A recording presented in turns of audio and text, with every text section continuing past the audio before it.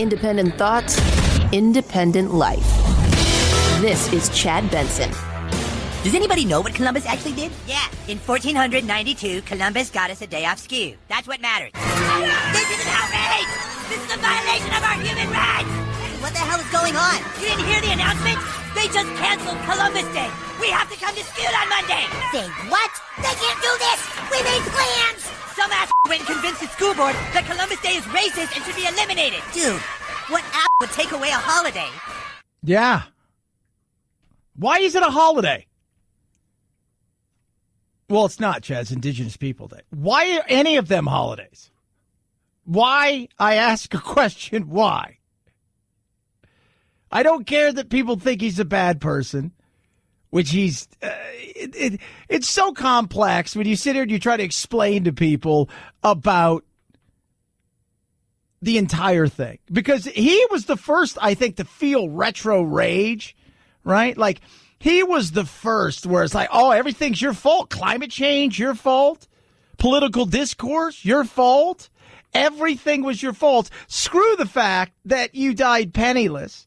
Screw the fact that you did something that was, you were trekking. You were doing stuff. You thought you were doing stuff. We're going to blame you for everything. Right? We're going to blame you for everything forever. Screw the fact that that's not... You weren't even the first one here. You didn't even land here, for God's sakes. Leif Erikson. Not Leif Garrett. Leif Erikson landed here first. Labrador, right? He actually was here. Then him and his brother came back. And his brother came back. He fought with the natives. Killed some of them. But we're going to blame everything on you. We're going to change everything because we're woke. And every time we see a statue, we're going to make sure we just...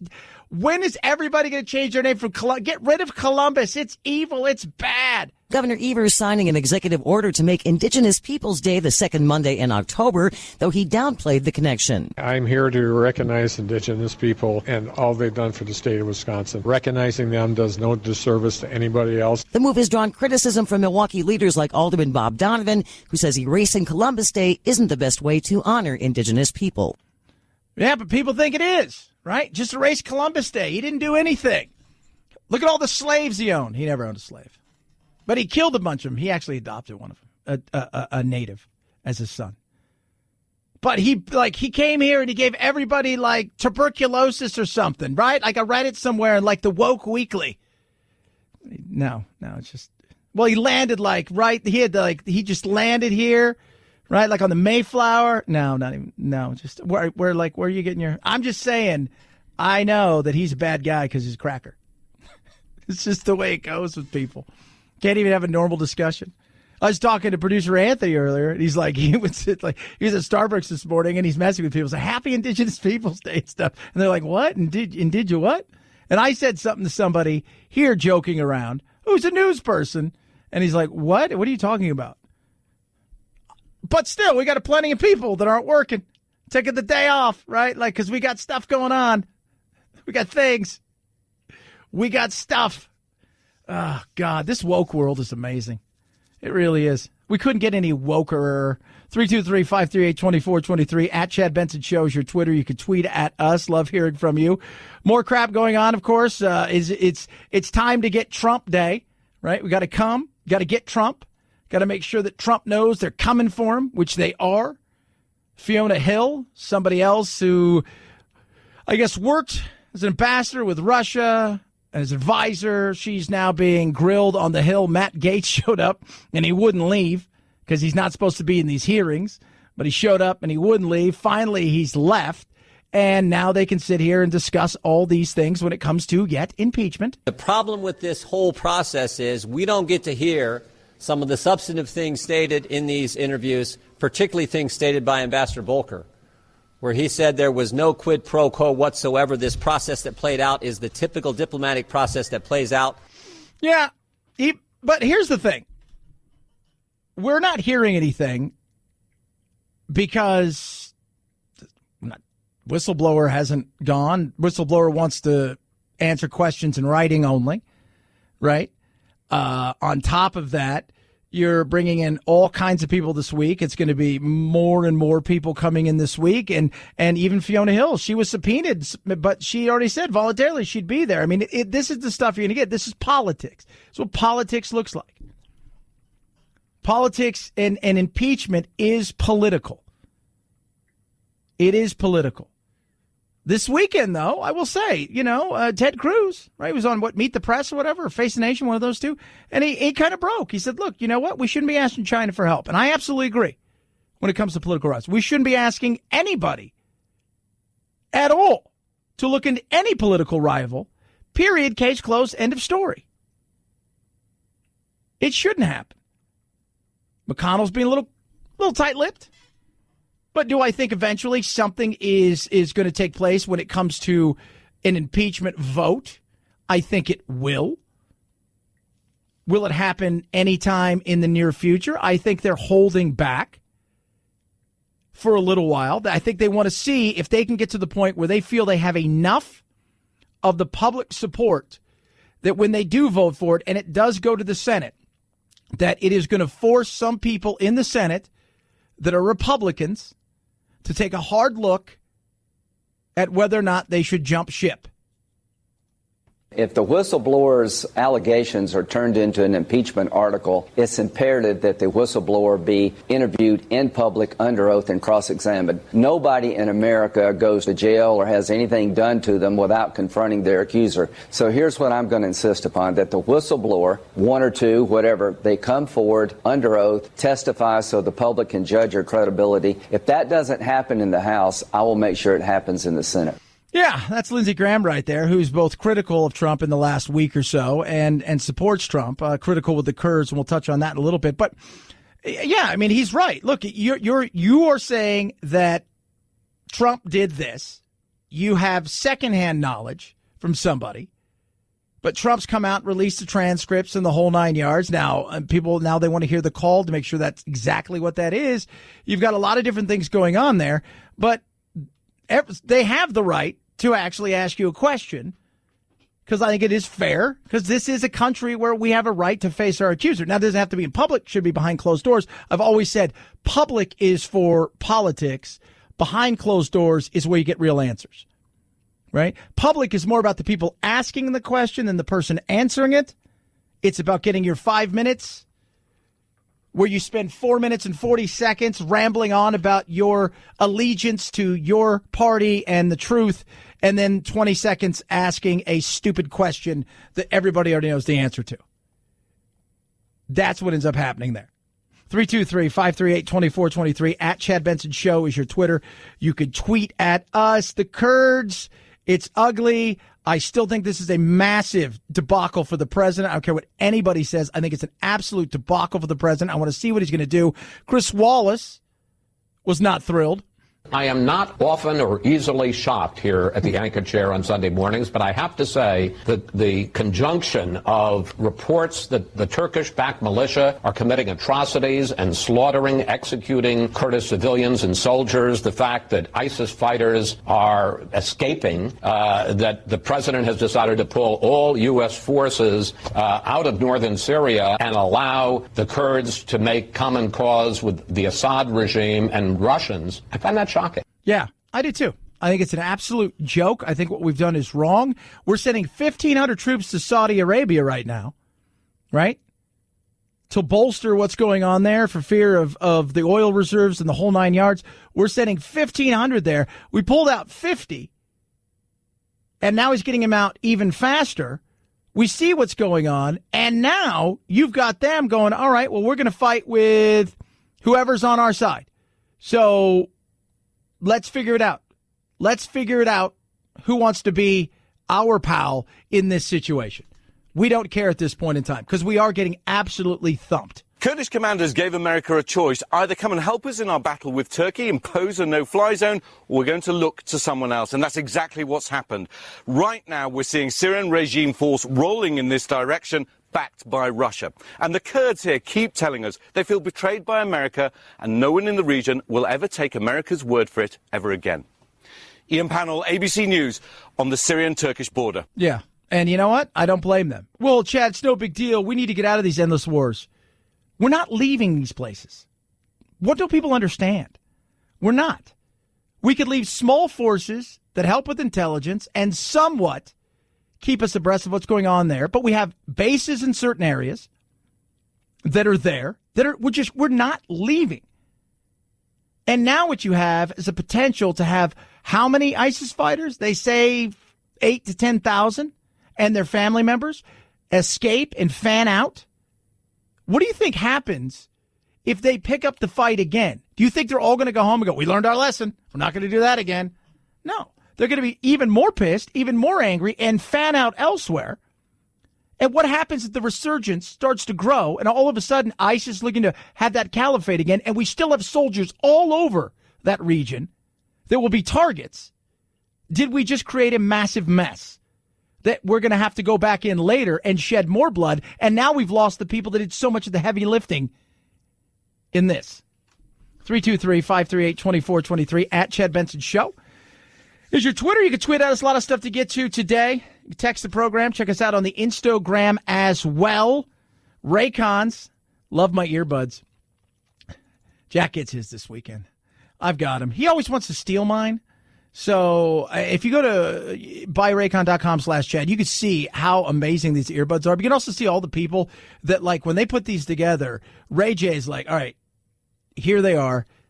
Before I ever release them, let's take them to the people that I think will understand what we're going for here with wireless earbuds. So he took them to like Snoop Dogg and Cardi B, and guess what? Boom! They loved them, as they should. Up to 6 hours of playtime. So, period. Playtime, 6 hours. Bluetooth pairing, boom, seamless, more bass, compact design, gives you a nice noise-isolating fit, and comfortability. Oh, yeah, perfect for when you're taking phone calls and you're just on the go. You're running, you're doing certain things. And unlike all, these other ones, it's not going to cost you $1 trillion for them. They're stylish. And oh, by the way, no stems, no dangling wires. It is amazing. Get yours now and save 15%. Go to buyraycon.com/Chad. Buyraycon.com/Chad. Buyraycon.com/Chad. It's the Chad Benson Show.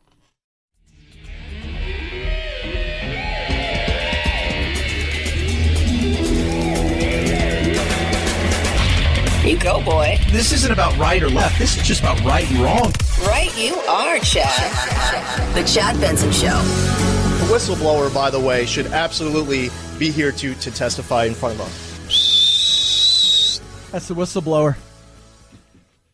Should be there to testify.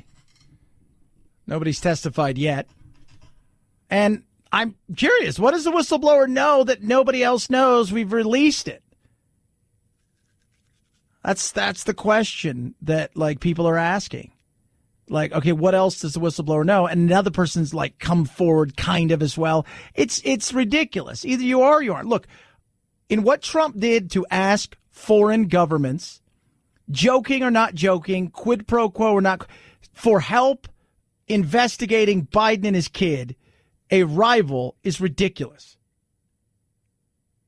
Is absolutely ridiculous. Does it rise to the level of impeachment? We're going to find out. Because at some point in time, they're going to have to figure out what the hell they're going to do. That's it. They're going to have an actual, like, vote. And it's going to have to actually go up to the Senate. And then it'll be hashed out there. Does it rise to that level?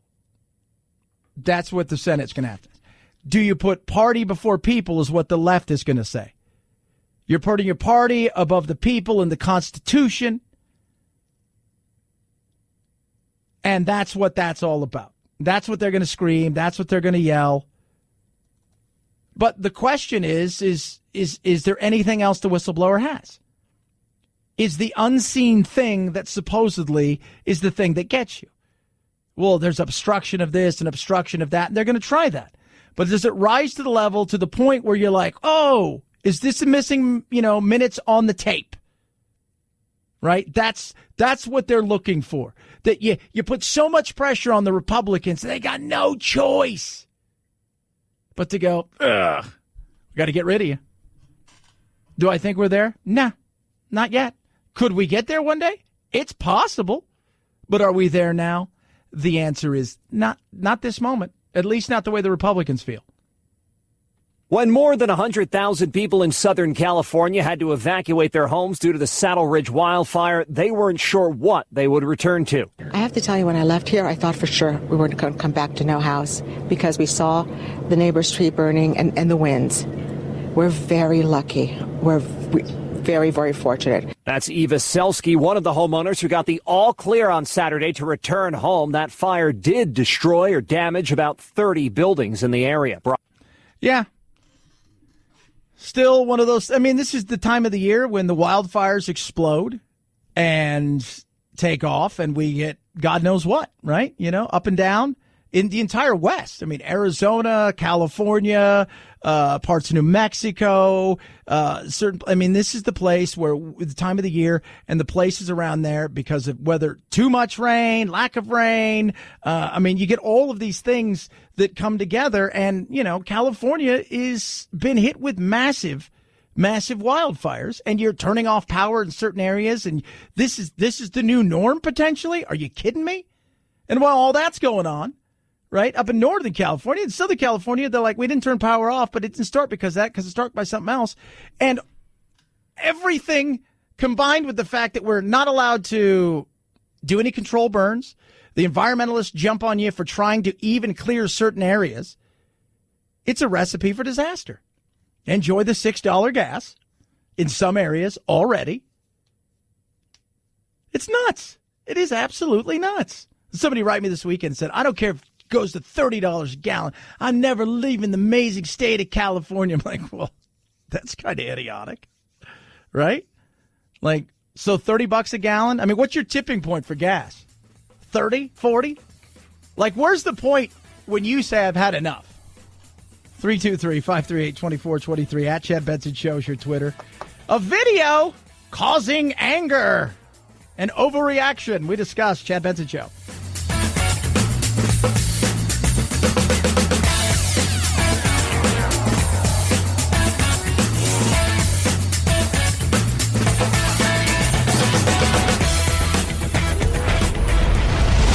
The Chad Benson Show.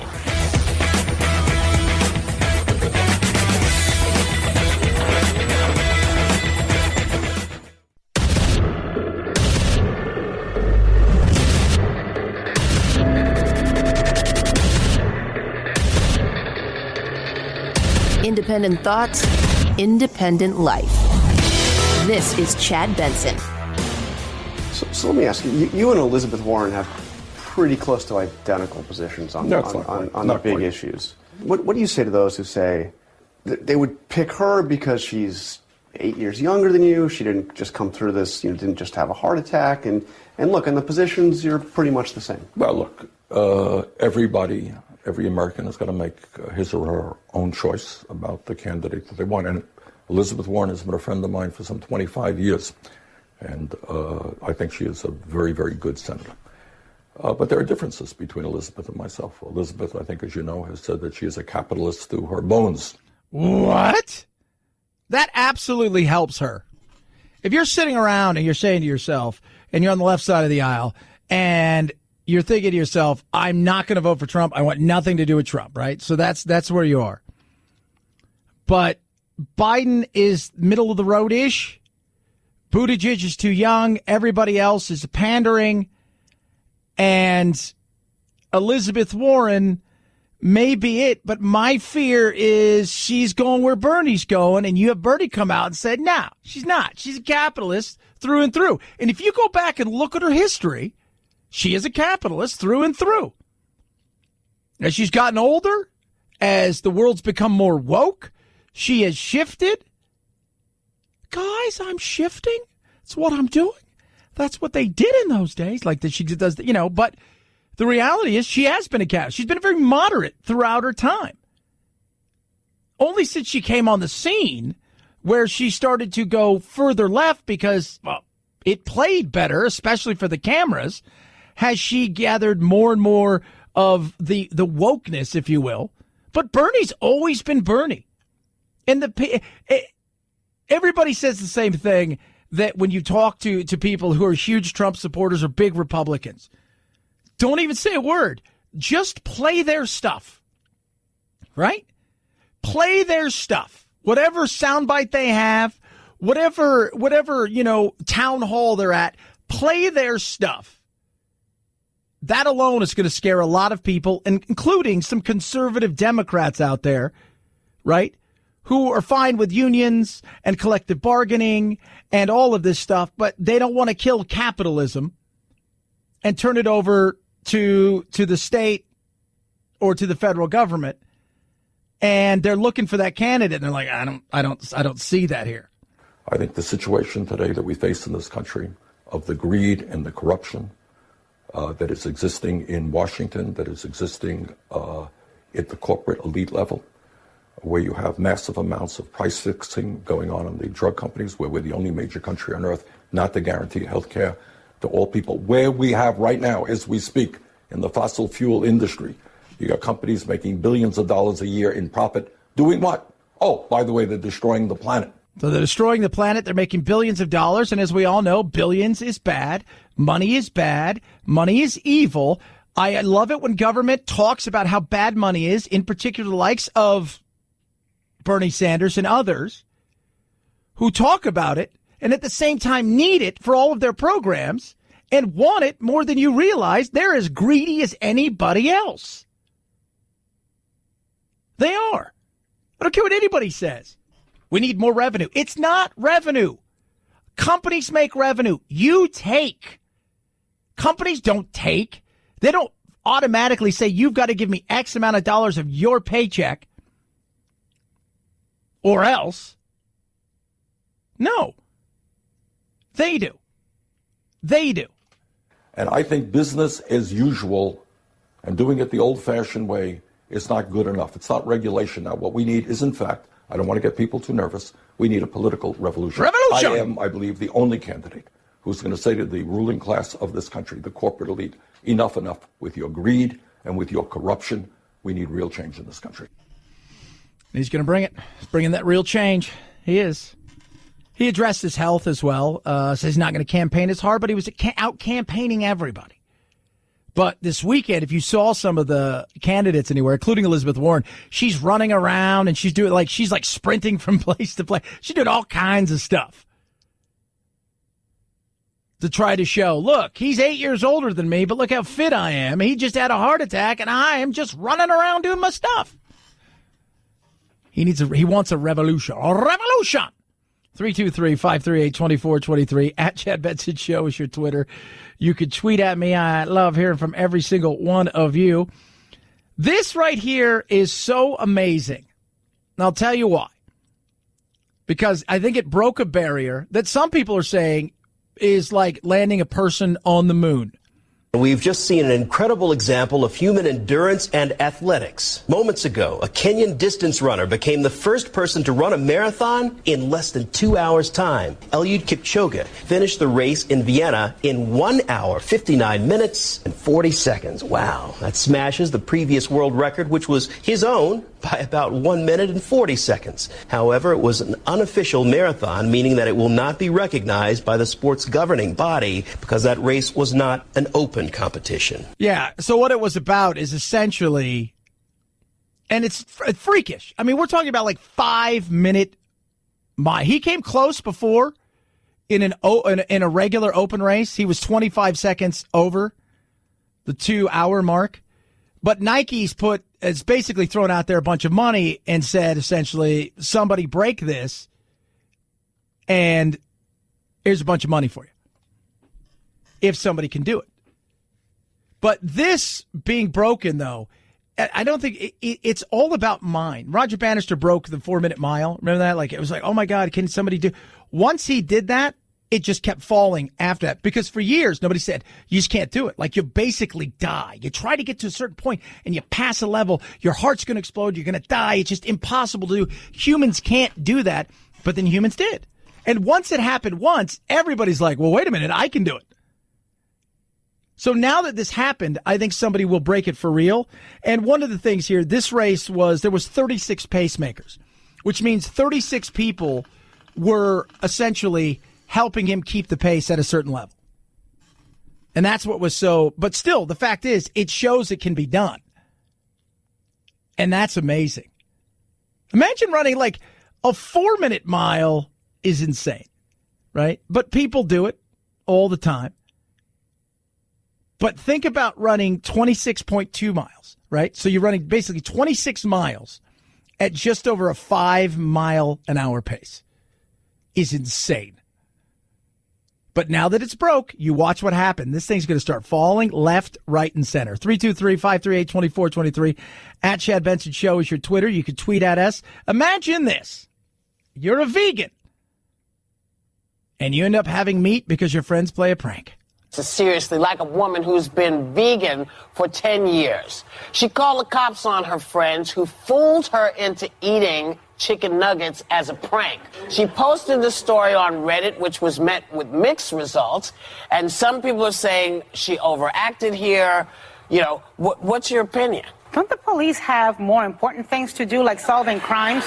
I didn't like that they did that to her. No. With the chicken Would that nuggets. make you I don't sick, think she though? should have called the police on her friends. No, I don't think so either. Right? Like, I think it's ridiculous.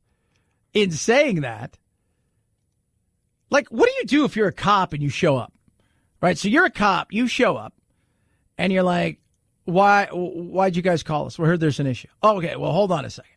Right? Like, I got a little too drunk, right? And they gave me, somebody said she got white girl wasted. So I got a little too drunk, and they gave me chicken nuggets. Excuse me? Yeah, they gave me chicken nuggets. Like, are you serious? So, but why am I here? Were they poisoned? Well, yeah, because it was chicken, and I'm a vegan. First of all, how do you even know they're chicken, right? Like, I had some chicken nuggets this week, and I'm like, I don't know if this is really meat, but it is what it is. So, it was a prank. Okay, bad prank. What happens? Like, are you poisoned? I mean, are you allergic to chicken? What happens? I feel like almost at times that some of the vegans that are out there, it's like a cult, right? Like they get a chip, like an AA. Like, I've been a vegan for 12 years, so here's my chip, and it's a picture of a cow that you saved.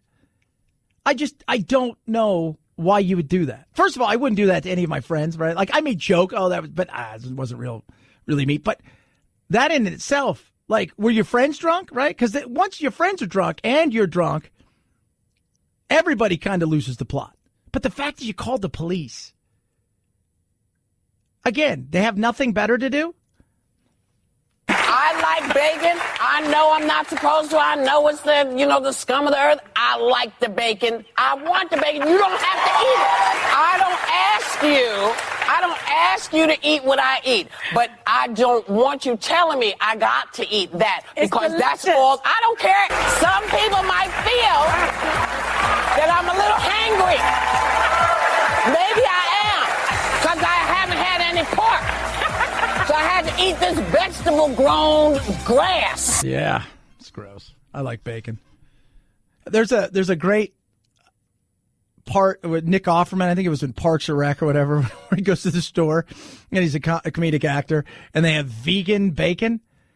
And so it's like they're handing it out at the store, right? So they're handing out vegan bacon, and they go, "Would you like to try one?" He says, "Sure." And they hand him one, and there's a trash can next to him, and he drops it in, and he goes, "I'd like to try another." And he keeps doing that because there shouldn't be vegan bacon. I don't care if you're a vegan. I just don't want you lecturing me about it. I don't want you lecturing me about what. I don't lecture you on you need to eat this, right? It's like the vegan dogs. People trying to raise vegan. Don't raise a vegan dog, right? First of all, it's such a white elite thing.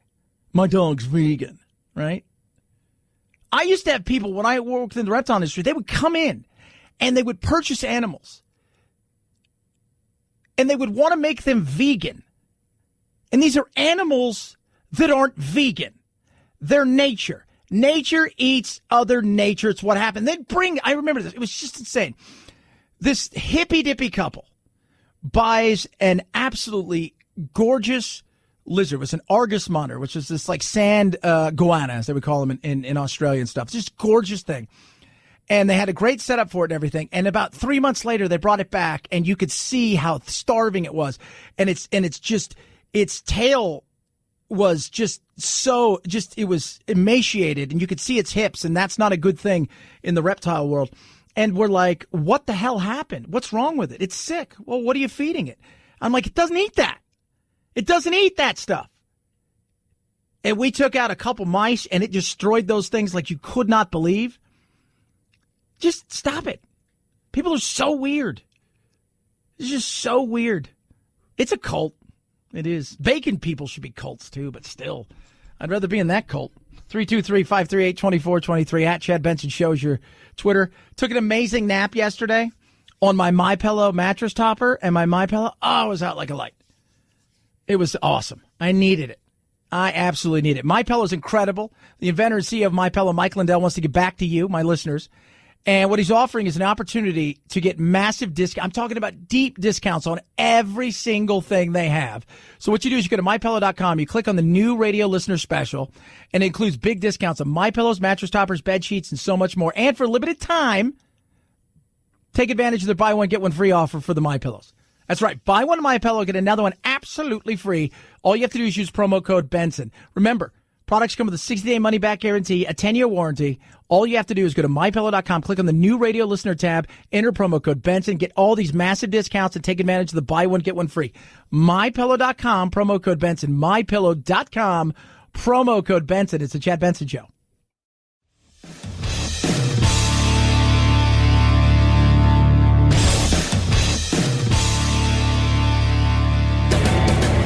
Experiencing separation anxiety? That's dumb. Check out Chad 24/7 at his website, ChadBensonShow.com, and on iTunes, free. The Chad Benson Show. Never feel lonely again. Can you introduce me as Joker? The Joaquin Phoenix crime drama should top the box office again this weekend, adding around $45 million to what's already a record October opening gross. But it's got some decent competition. What a lovely morning. The animated Addams Family, starring the voices of Charlize Theron and Oscar Isaac, should open with $25 million, give or take. Good for second place. He made you from me. Look for Will Smith's sci-fi thriller Gemini Man to open in third. Yeah. By the way, isn't that crazy? So, normally when you hear about, like, all of these superhero movies, they cost $150, $200 million just to make. $55 million for the Joker. $55 million. It's already over $543 million worldwide. And I'm not even sure if it's opened in China or if it will open in China. Right? We'll have to ask them. Can the Joker be Chinese? No, he cannot, because we've already made the movie. Well, then, no. Can he sing the greatness of the Communist Party? No, he cannot, because he's the Joker, and this is what it is. Well, then, no. Still, that's pretty damn good. 323-538-2423 at Chad Benson Show is your Twitter. This right here is Zed. You guys don't know who he is. He's a big DJ. So this is the insanity of the world that we live in. So Zed is and we're not talking about one of those like, oh, DJ? Like, no, he's like a massive DJ.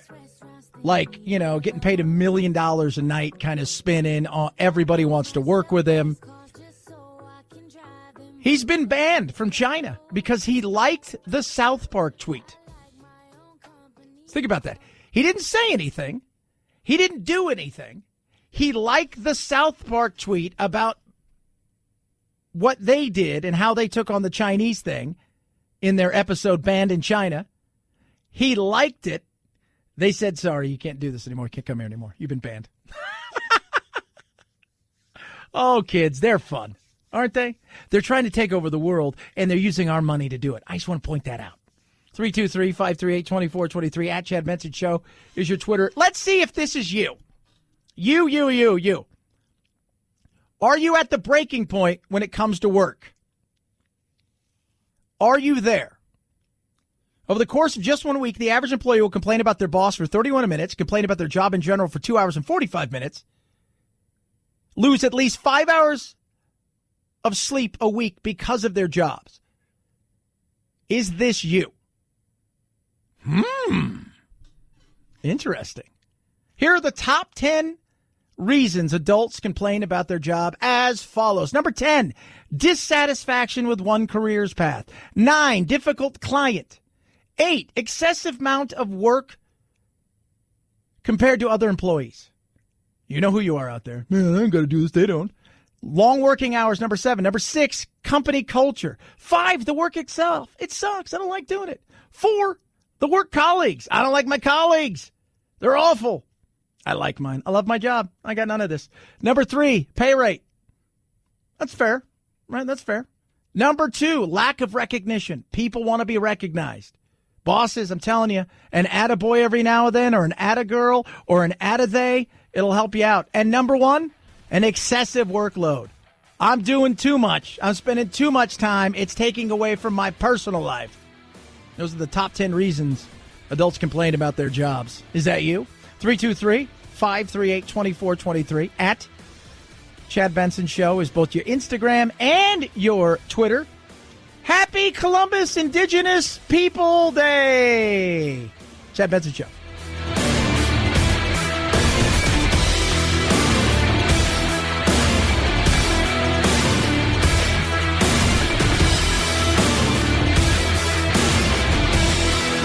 This is the Chad Benson Show.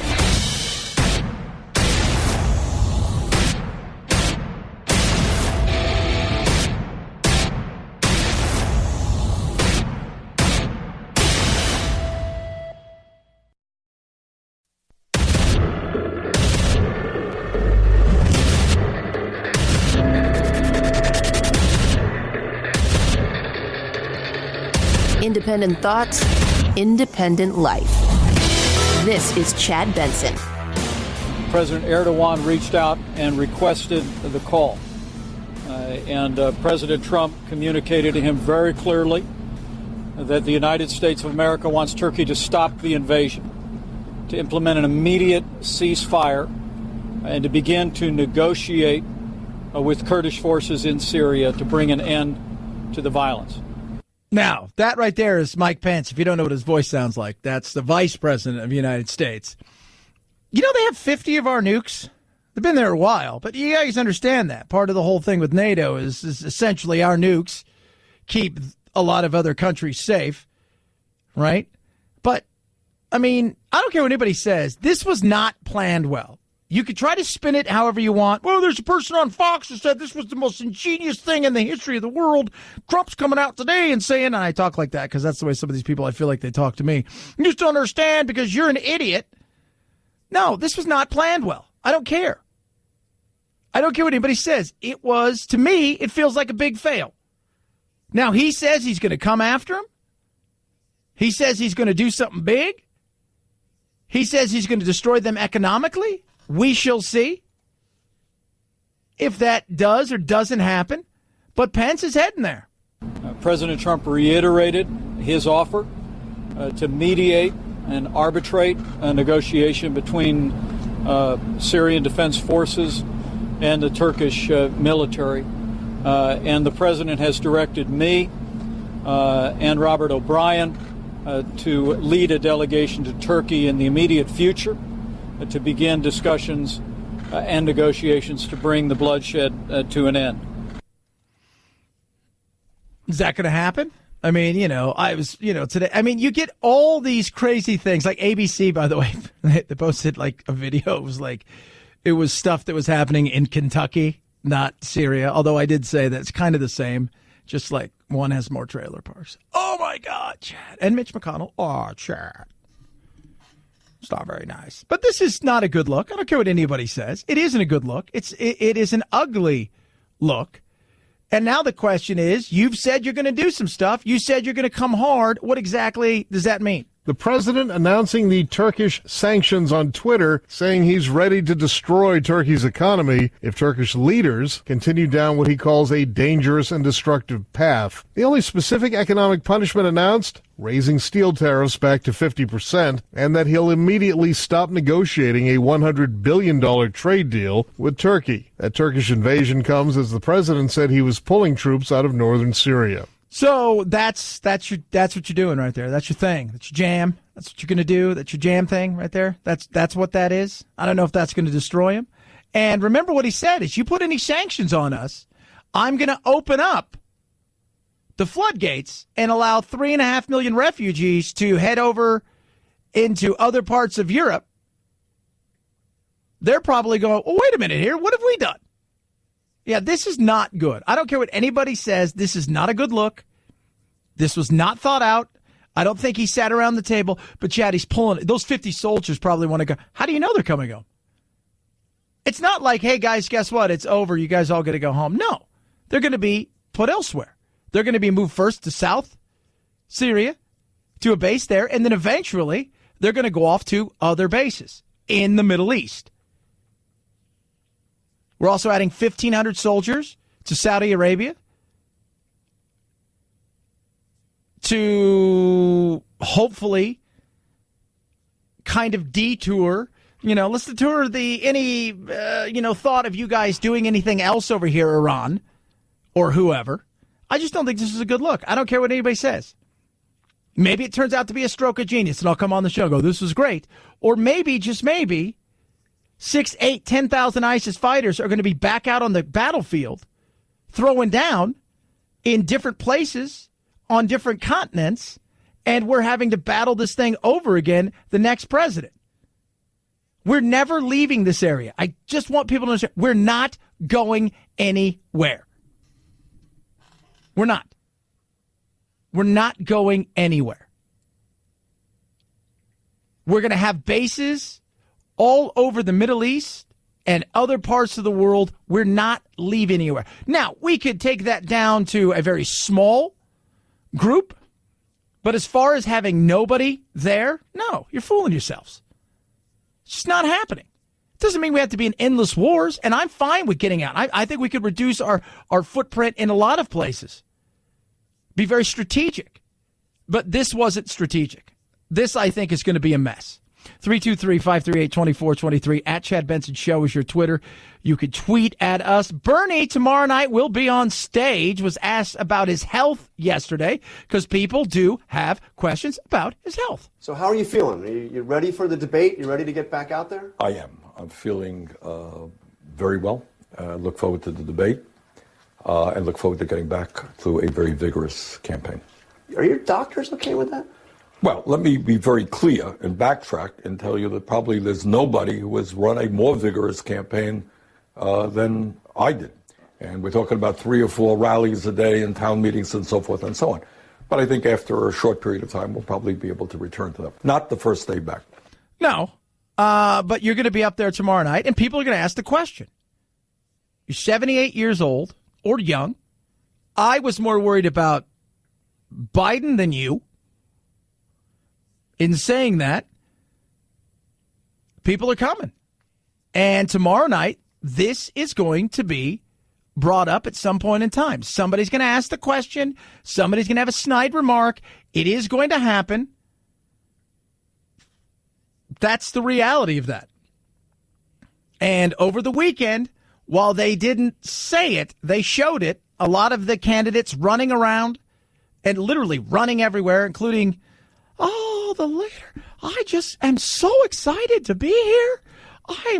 This is so exciting. And that's the way it was back in the day, right? Elizabeth Warren just doing her thing. But she was running around doing her thing. And they're showing her specifically running for a reason. They want everybody to know this is us. This is what we're about. We're young. We're full of piss and vinegar, and we're not going anywhere. I want everybody to look at that. And then he talked about the fact that she was a capitalist, which I think helps her tremendously. So let me ask you. You and Elizabeth Warren have pretty close to identical positions on the big issues. What do you say to those who say that they would pick her because she's 8 years younger than you? She didn't just come through this, didn't just have a heart attack. And look, in the positions, you're pretty much the same. Well, look, every American has got to make his or her own choice about the candidate that they want. And Elizabeth Warren has been a friend of mine for some 25 years. And I think she is a very, very good senator. But there are differences between Elizabeth and myself. Elizabeth, I think, as you know, has said that she is a capitalist through her bones. I'm not. No, you're not. And I think that helps her. You saying that helps her. Because I think people look and Pete Buttigieg, nah. No. Kamala Harris stalled. Everybody else is flailing. I saw today that Bloomberg is even thinking about jumping in. Hillary's joked about it, right? And you've got Biden, and who knows what's going to happen with Biden. Apparently, Hunter's going to give some sort of interview tomorrow, but he said, don't worry. If Dad becomes president, I'm not going to do anything else internationally. I'm going to resign all my posts, and I'm not going to do any of that stuff. But you saying that she's a capitalist to her bone, which, if you go back and look at her record, she's pretty moderate. Now, the woke world that we live in, she has moved really far left. Like, way out there left. Way out there. But in the past, she's been a moderate. And you saying she's a capitalist, when people are looking around going, I don't think Pete has it in him right now. I think he's too young, probably. Kamala is just been, she's just been a dud. I think Maya Rudolph plays a better Kamala than Kamala does. Joe Biden just is a disaster. He's not good at running for president, and it shows. And, my choice might be between Bernie and Warren, and Bernie is talking about a revolution and talking about all of these things that he wants to do that's not going to help the economy. But you're saying she, to her bone, is a capitalist. Well, then thank you very much for helping me out make a decision. I talked to two people today that are like, that was not a good thing for him. That literally just threw her a bunch of independent Democrats that are thinking, okay, I'd rather do that than you. And now you've got the health issue. 323-538-2423 at Chad Benson Show is your Twitter. You could tweet at us. Love hearing from you. I wonder if this is still true. The President of the United States is in danger of losing the mandate of heaven. You think it's still true, Phil? Think he's lost the mandate? I think so. I can listen to that all the time. It does make me laugh. 323-538-2423 at Chad Benson Show is your Twitter. Feel free to tweet at me. I got a lot of stuff to talk about still. A lot of stuff. Facebook versus the Dems, right? Man, I saw delete Facebook trending today. I'm like, why are we deleting Facebook? What did he do now? Whose information did he sell today? No, it was none of that. I'm going to touch on that. California's going to do some late starting as well when it comes to school. Should the rest and will the rest of the nation adopt what they're looking at doing, according to scientists? You know what I'm saying? And Taylor Swift, kids. She has cursed a hockey team. And we will break that down from top to bottom. Wounded Paws, an amazing organization I've been working with for quite a while, and you need to check them out. They recognize what's going on with our veterans, our first responders, and their family, and the struggles that they go through, coming back in many cases from war-torn areas, struggling. On average, 20-plus veterans a day commit suicide. It's a sad fact, but it is a fact. Wounded Paw also recognizes there are animals out there that are being euthanized. And they shouldn't be. They have a purpose. That's why they decided, hey, let's do all we can to unite our best friends that are furry with our nation's hero. And that's what they came together. They rescue dogs and take them from shelter dogs to service dogs and get them to our veterans, first responders, and their family. An easy way to join Wounded Paw Project is through the gift of a vehicle. Donating is easy. Proceeds are used to protect, advocate, and transform shelter dogs into service dogs. And you get an amazing tax-deductible gift. It's simple and easy. Learn everything you need to know at woundedpawproject.org, woundedpawproject.org, or call 844-678-4PAW, 844-678-4729. It is absolutely incredible. They also take cash. If you don't have a car, a truck, anything, give them a call. Throw a few bucks at it. It is amazing. Just go look at the things that they're doing and how they're transforming lives. You're going to be absolutely just blown away by it. Take action today. Turn your extra car, truck, RV, even a boat into a vehicle for change. You'll be saving a paw to save a life. Call 844-678-4PAW or go to woundedpawproject.org. It's the Chad Benson Show.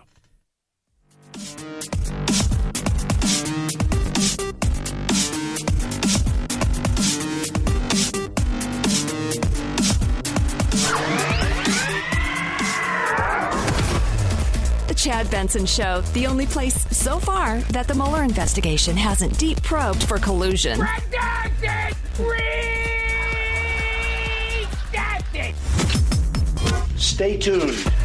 This is Chad Benson. Our next candidate is playing with a home field advantage. Yes, representing House of Booty Gig, it's Mayor Pete.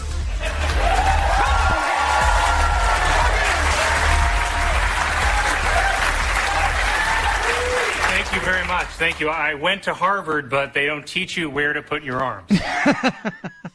They actually have been hammering the craziness of the Democratic debates, and this past weekend they had the guy on from Pose and a guy playing Anderson Cooper, and then everybody came back and played their part for the LGBTQ town hall last week. And Buttigieg, I thought was funny. The guy plays him. He says, "Can I ask you a question, Anderson?" He goes, "Why am I not winning?"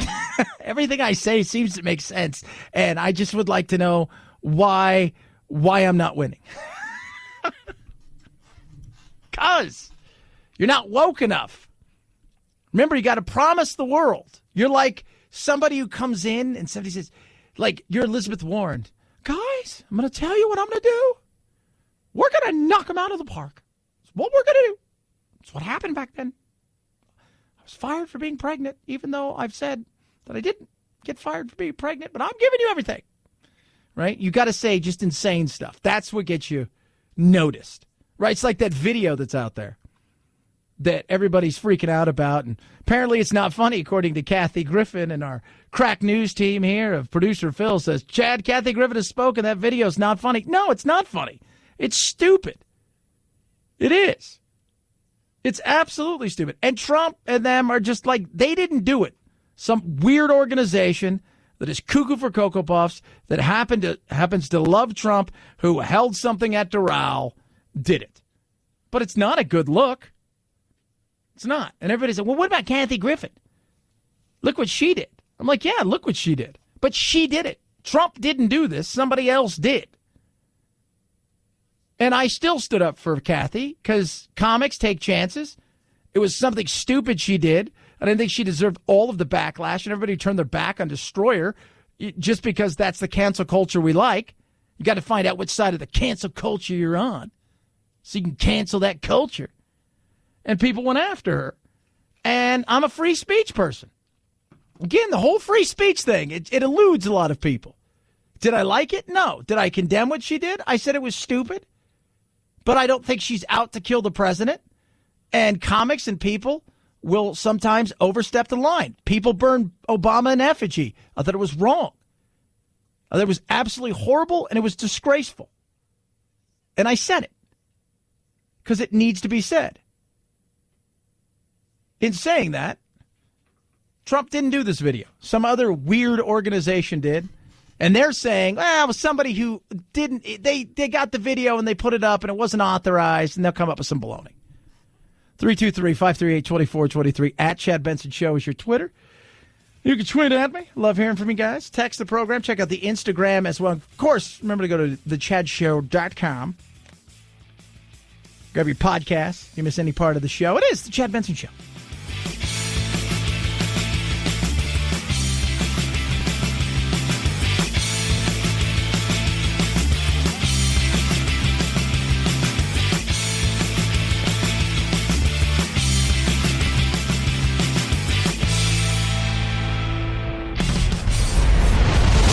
The Chad Benson Show.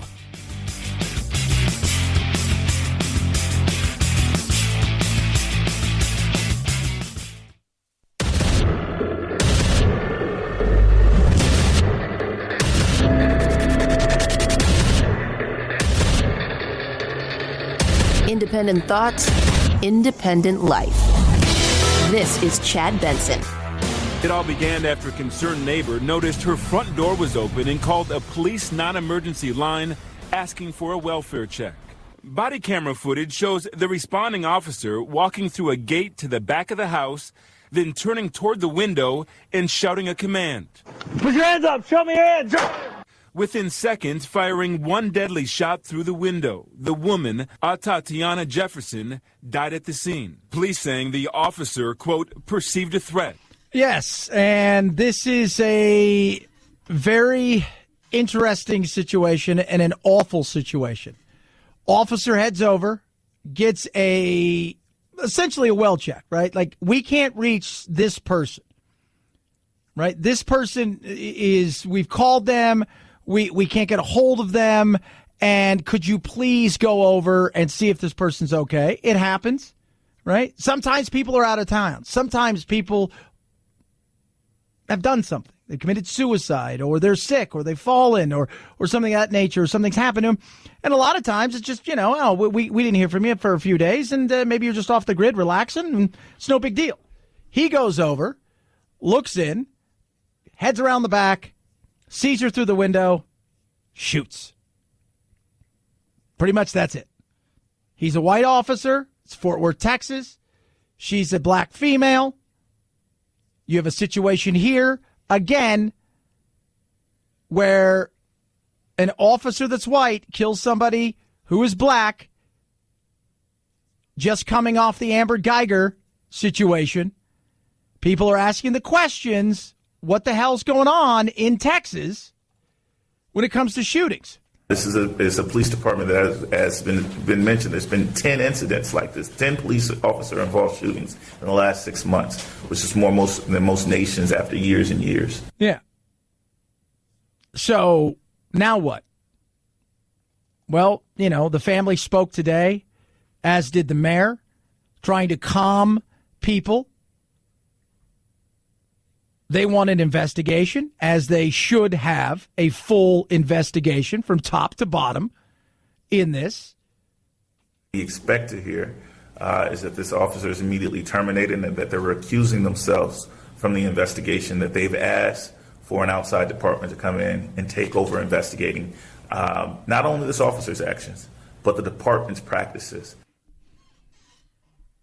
Is that going to happen? I think it will.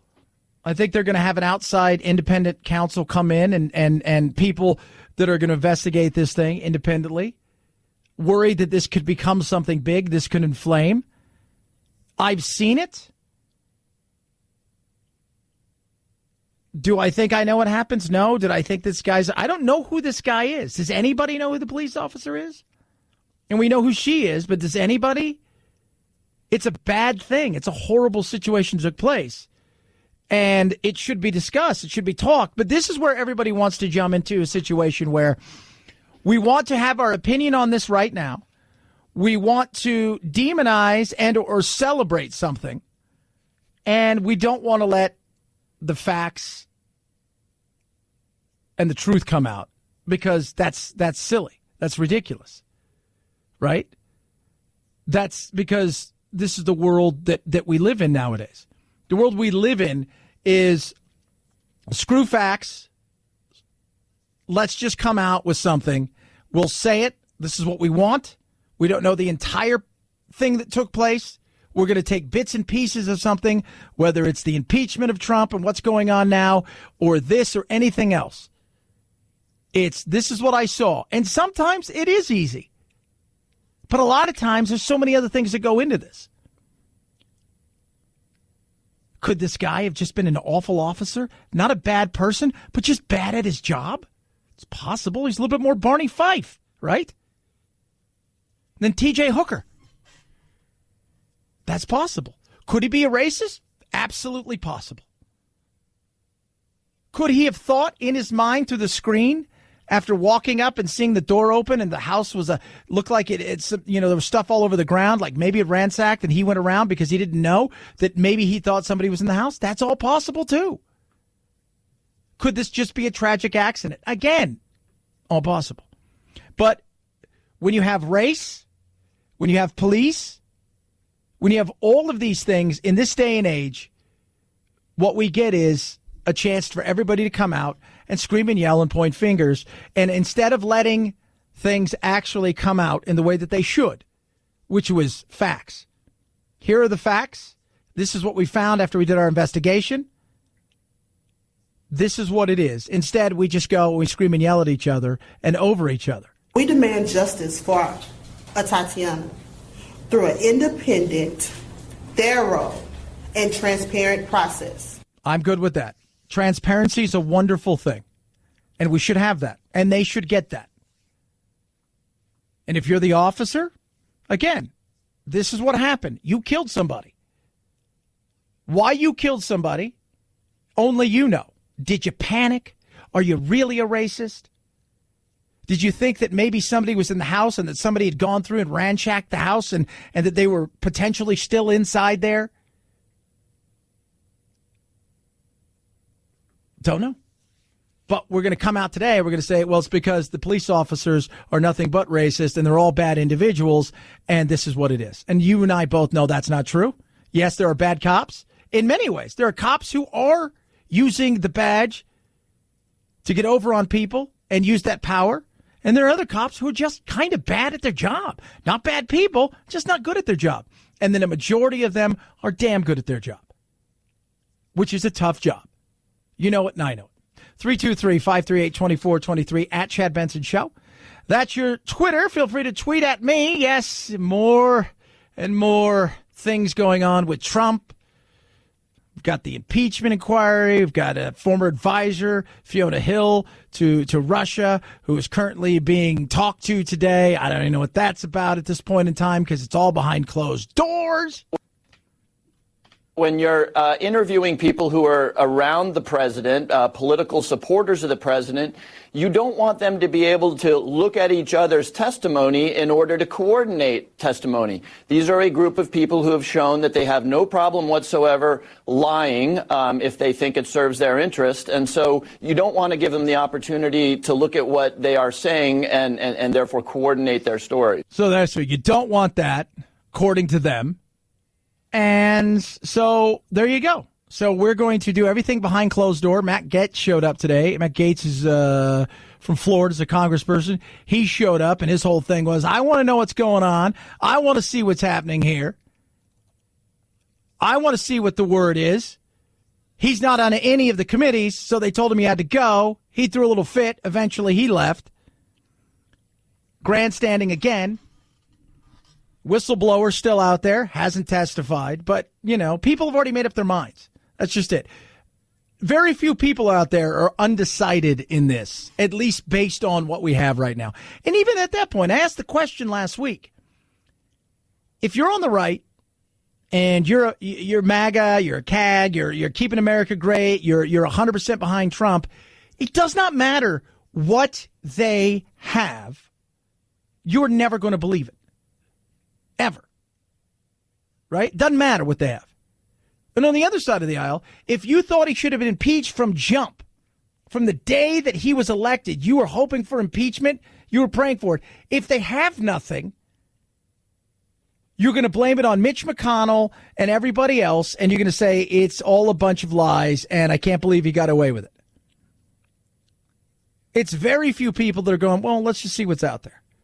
Even Ted Cruz this weekend's like, there's no... Tucker Carlson last week wrote an op-ed saying, look, there's no way to defend this. You asked a foreign government for help in finding out dirt about your political opponent. There's no way to spin it. Now, whether there's a quid pro quo or there were certain things that you knew you had to do, and whether you can even prove that is a different story.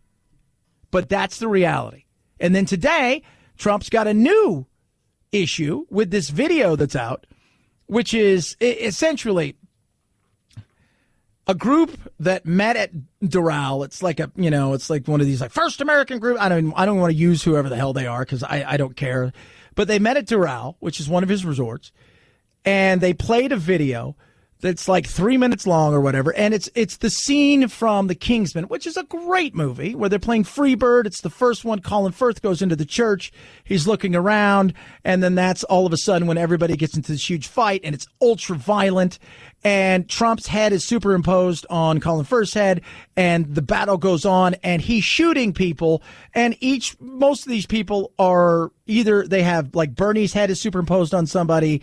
You've got John McCain's head imposed, but then a lot of them just have the logos of CNN and Vox and all of these other ones, and he's shooting them, and it's violent, and it's awful.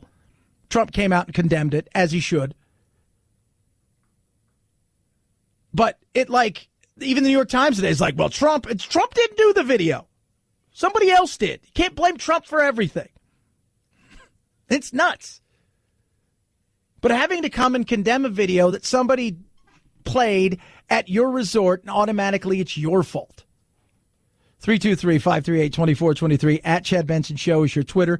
You could tweet at us. And, of course, today is that evil, evil, evil, evil day. I think that makes a lot of sense. I was just saying the other day to my fiance, why is it we have this holiday? Columbus Day. Why do we have this holiday? Because government wants to have more days off that we have to pay for.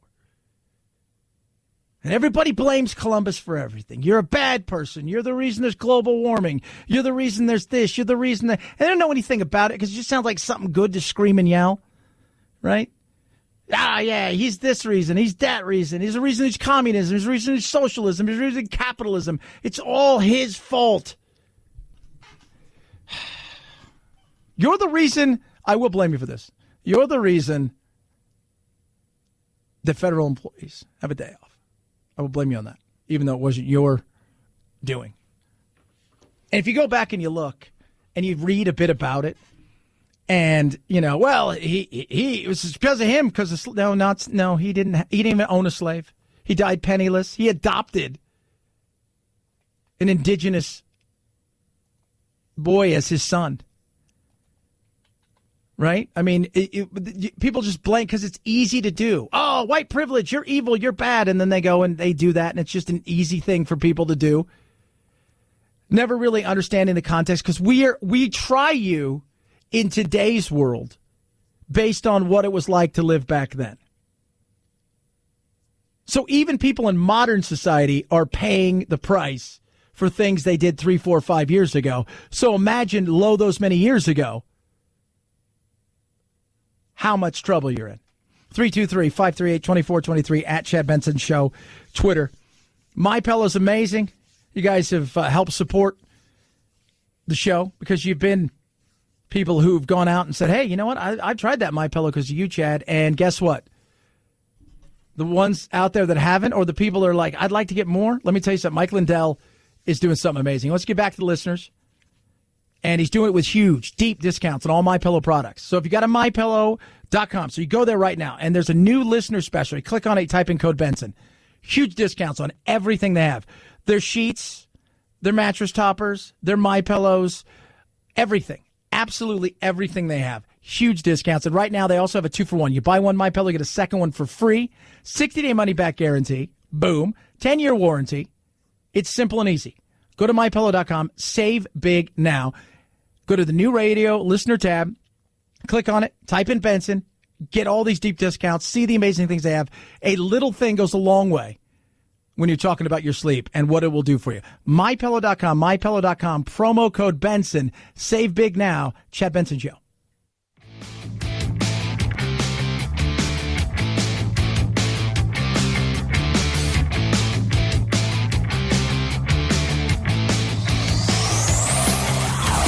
Check out our Chad Benson Show Facebook page where you can hang out or hang your grievances out to dry. This is Chad Benson.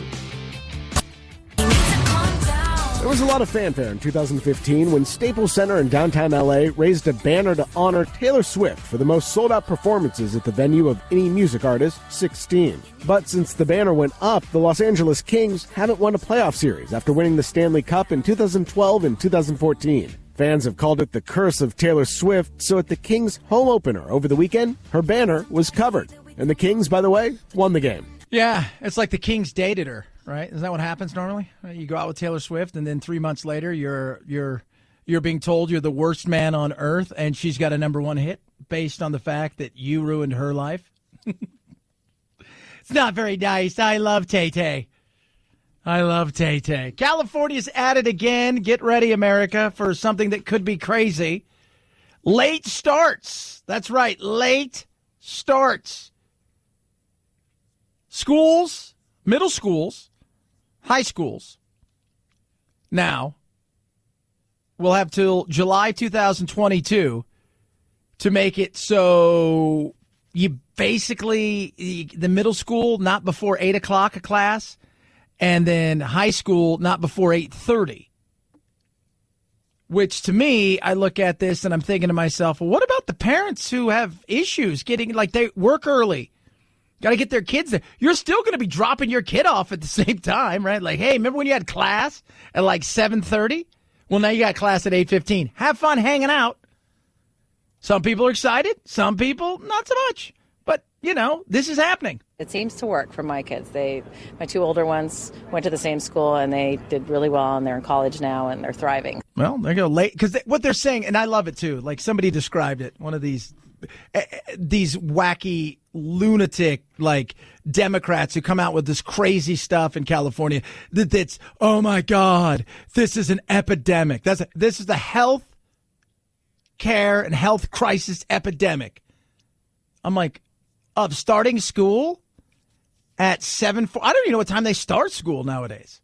Jack has to be there at like 7:45 or 8. I think his class, he has to be in line at like 8:05 or something. But I don't know what times they start school.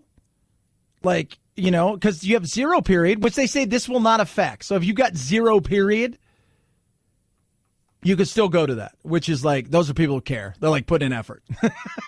You know who those kids are. But some parents, and the school districts, by the way, and the unions and stuff are saying, well, hold on a second. This should be a local thing. So each school district should be able to decide. It shouldn't be a one-size-fits-all from Sacramento. But why it's important is because as goes California, so goes a lot of other people. And parents, you're going to have to adjust. Adjustment for parents as well, because you're looking at additional time that you have to get to work.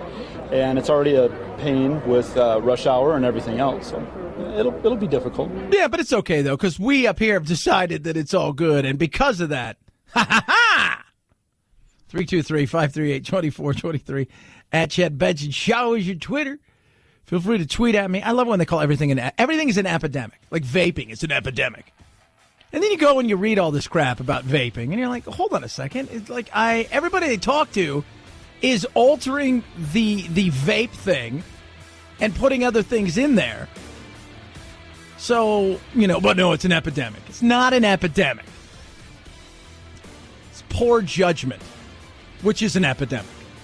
Chad Benson Show.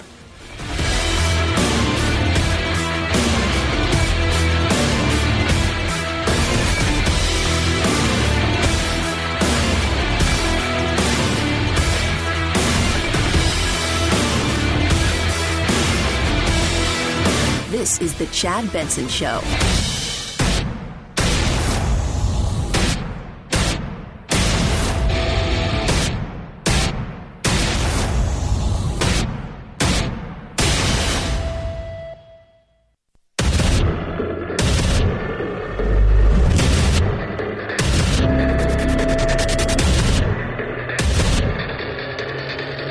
Independent thoughts, independent life. This is Chad Benson. When I was in pain and we went to the hospital, I had a good Blue Cross Blue Shield insurance program. I had Medicare on top of that. And what I did think, and I thought about a lot, is what happens to the many millions of people who don't have good health insurance, who get sick and who don't go to the doctor when they should, or in fact leave the hospital with tens and tens of thousands of dollars in debt. I'm going to fight even harder than I have for Medicare for all. I am more committed to that struggle than I was a few weeks ago. That's Bernie Sanders. Tomorrow night he will be on stage, as will like 48 other people. Is it 13 tomorrow? Is that we've tapped out at 13? Is it 12 or 13? I think it's 13. I've lost count. Tom Steyer, he's going to be. You guys don't know who Tom Steyer is, but he annoys Phil every day by sending him an email saying, send me money because I got to take down Trump. The impeachment question will be out there tomorrow night. It's going to be interesting because Tom Steyer is built. He's a billionaire, Californian, uber liberal, and since the night Trump has got elected, he has spent tens of millions of dollars trying to impeach Trump for anything at all. Like, he's Adam Schiff's, like, super uber best friend. In, like, I'll give you anything, right? So He'll be up there. Tulsi, who's going to be there, but she threatens every 30 seconds to pull out. Like, I'm not going to do this, but I'll be there. But I don't want to do this, but I'll be there. But here I come, but you better watch out. I'm coming, but I don't want to be here because it's already rigged. Well, of course it's rigged. Just watch that tomorrow night. Rigged because they're looking and saying, all right, who's got a chance of winning any of these things? And right now, there's 4 of them that have a chance of doing anything. Bernie's got questions because of his heart and because he wants a revolution. That scares people. Right? Buttigieg. It was funny. They made fun of him on Saturday Night Live the other. It was hilarious because he's like, hey, Anderson, why am I losing this again? Because when I speak, I'm the only one who makes sense. And I'm like, well, that's true in a lot of ways compared to everybody else. And then, and you've got Warren, who is now in a dead heat with Biden, and Biden he's got real big issues. He does. And apparently Hunter's going to give a interview tomorrow about all of this stuff that's gone on. What's going to happen? I don't know. What do you think is going to happen? I don't know. He says he's not. If my dad becomes president, I'm totally not going to sit on a board of anything ever again if it's international. Probably that's what he's going to say. We'll see if that happens or not, because we don't even know if his dad's going to make it. He's not very good at running for president. There's some people who are like, hey, that guy's really good. Like President Obama was really good at being a politician running for president. Trump, as we see in front of the crowds, is really good at that stuff. Biden, not so good at that stuff. Bernie's pretty good at that stuff. Clinton was good. Reagan was good. Biden, not so much. Top of all of that, we got all of this stuff going on with Syria, which will be questions, I'm sure, numerous questions tomorrow night. How will they answer? I don't know. But one thing is for sure is we're talking now because I do believe that Trump got played. I think he got outsmarted by Erdogan, and right now it doesn't look good. I don't care how anybody spins this. It is not a good look. And he's promised to basically stomp down on them when it comes to the economic side of it. And when you do that, there's only one person you call in. No, not Giuliani. He's really busy doing other stuff. President Erdogan reached out and requested the call. And President Trump communicated to him very clearly that the United States of America wants Turkey to stop the invasion, to implement an immediate ceasefire, and to begin to negotiate with Kurdish forces in Syria to bring an end to the violence. Yeah, and we'll see if that happens. A lot of people are asking the questions. Did you guys know about all this stuff? Did you basically say it's all right? The United States of America did not give a green light to Turkey to invade Syria. The President has been very clear on that point and reiterated that to President Erdogan today. But then you have to ask the question about ISIS. Well, Chad, we don't need to be in these countries forever. I don't want to be in these countries forever, but let's face facts. We're never leaving these countries. We will always have some sort of footprint, whether it's public knowledge or not. We will always have some sort of footprint. They have 50 of our nuclear weapons, by the way, just to let you know, in Turkey. They have 50 of those. They're NATO allies. And they're pissed. And they're angry. And they were an ally, the Kurds were to us. And we could have prevented this just by being there. It was off-putting to Erdogan. He's not going to attack our people. If he did that, he would essentially be signing, that's it. NATO's coming after you because as far as they're concerned, you've attacked us. Right? It's all for one, one for all. One of them flipped, he would have been in a lot of trouble. And he's threatened, hey, you guys do anything to me, any kind of sanctions, that's it. I'm gonna hit back. I'm gonna open up the doors here and let 3.5 million refugees into the rest of Europe, and we'll let them run around and do whatever the hell they want. But there's a question also about ISIS and what is going on with ISIS, because you're hearing all kinds of things, and it is getting ugly over there. And ISIS, depending on who you talk to, 7,000, 10,000, 8,000. There was a lot of them inside of a prison Trump's saying, well, maybe the Kurds open the doors, let them out because Turkey will watch them. Turkey don't care about them. And some of the forces that the Turks may be using are from Al-Qaeda and potentially ISIS members. This is not a good look. There will be a very small contingent of American troops in southern Syria. It's about 1,000 will go to Iraq and be available for anti-ISIS and counterterrorism missions. But without American troops in northern Syria, without influence there, and now without partners, the Kurds, it makes intelligence gathering for potential missions much more difficult. So in many ways, it is even more dangerous for U.S. forces and more likely that ISIS could reestablish itself. What happens then? I mean, I'm curious, right? Because there's so many people out there, oh, Trump's got a plan. Well, what's the plan? Because the military and the Pentagon all seems to be kind of caught off guard by this. I'd like to know what the plan is. If this goes and just falls apart and ISIS picks up the game again, because if you think that 5, 6, 7, 8, 10,000 of them are going to leave a prison, escape a prison, and that they're just going to go, we're just going to go home. We're going to put our guns down. We're done. We don't want any part. We've seen the error of our ways, and we're good. We're going to go good again. You're fooling yourself. You're absolutely fooling yourself. So what happens then if they pick up and they strengthen there? I think it's a fair question to ask. What's your plan besides more sanctions on Turkey? What's the plan? Anyone? No, he's got a plan. Sneak it. Double super sneaky plan. Okay, well, I think it's a fair question to ask. 323-538-2423 at Chad Benson Show is your Twitter. You can tweet at us. Love hearing from you. With all of that going on, still talks today about what's happening there with the whistleblower, Fiona Hills, a former advisor to Russia, and was on the Hill today behind closed doors talking about all of this impeachment stuff and what did she know, what didn't she know, what's happening here.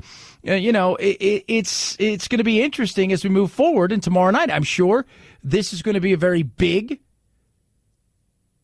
question asked across the board. Do you support impeachment? They'll go, absolutely, I support impeachment. And then one or two might say, look, I don't think it's good for the country.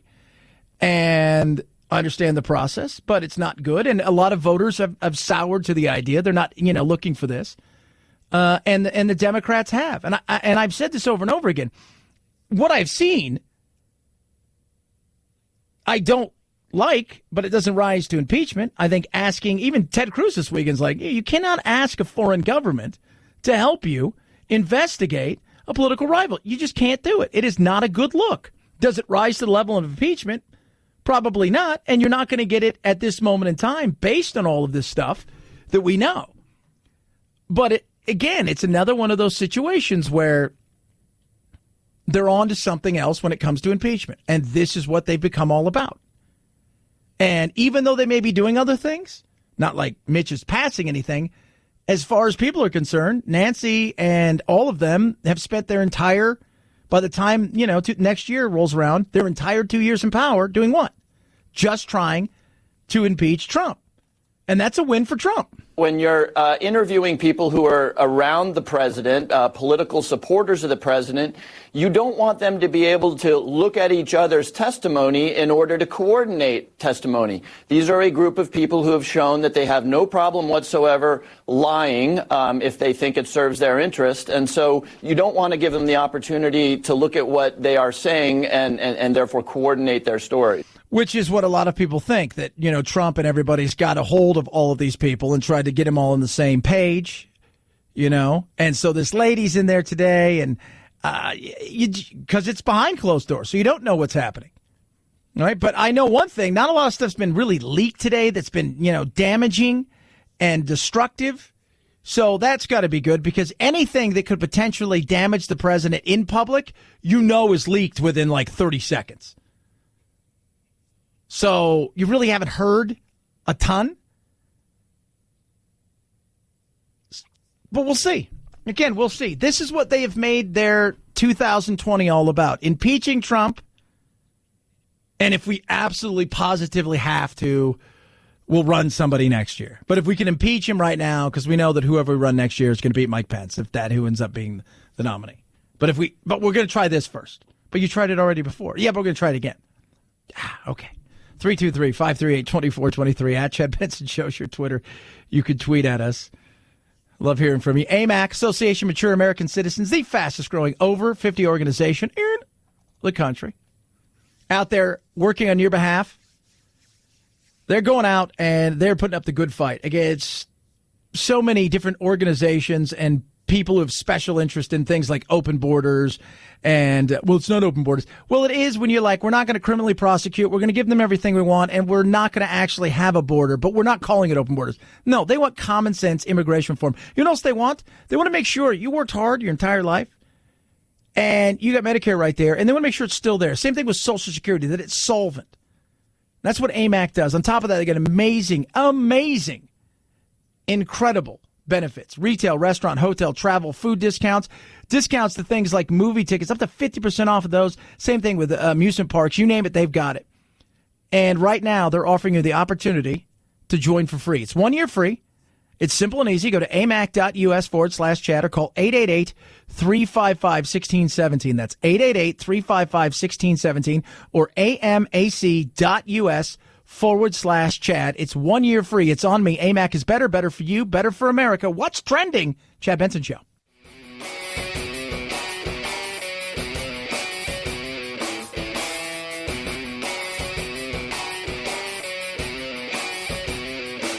Being antisocial sucks. Hang with Chad's friends on Facebook, The Chad Benson Show. And if you just need some alone time, head on over to Twitter at Chad Benson Show.